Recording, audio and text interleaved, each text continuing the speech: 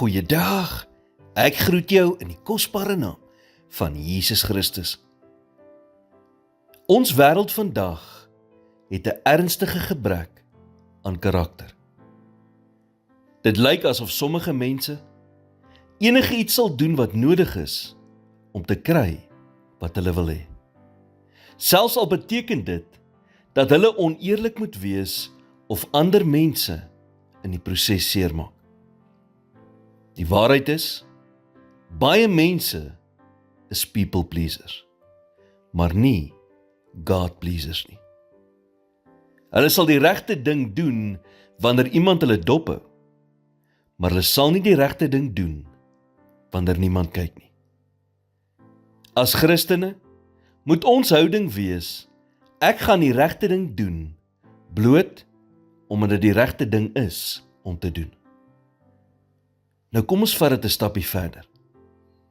Goeie karakter is ook wanneer ons reg teenoor ander optree, selfs wanneer daar nie reg teenoor ons opgetree word nie.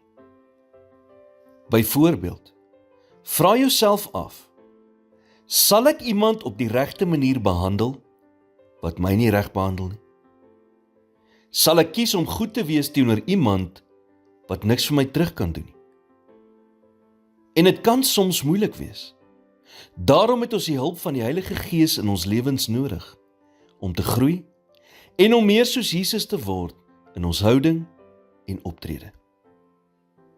'n Goeie karakter begin altyd by die klein dingetjies. Die klein dingetjies wanneer niemand anders kyk nie. Hierdie klein dingetjies is die toetsgrond vir ons karakter en is geweldig belangrik.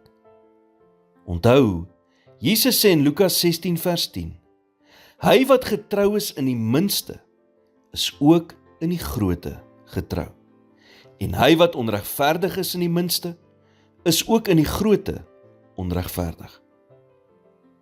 So as jy vandag verwag dat groot dinge in jou lewe moet gebeur, begin dan dadelik om jou beste te gee in al die klein dingetjies.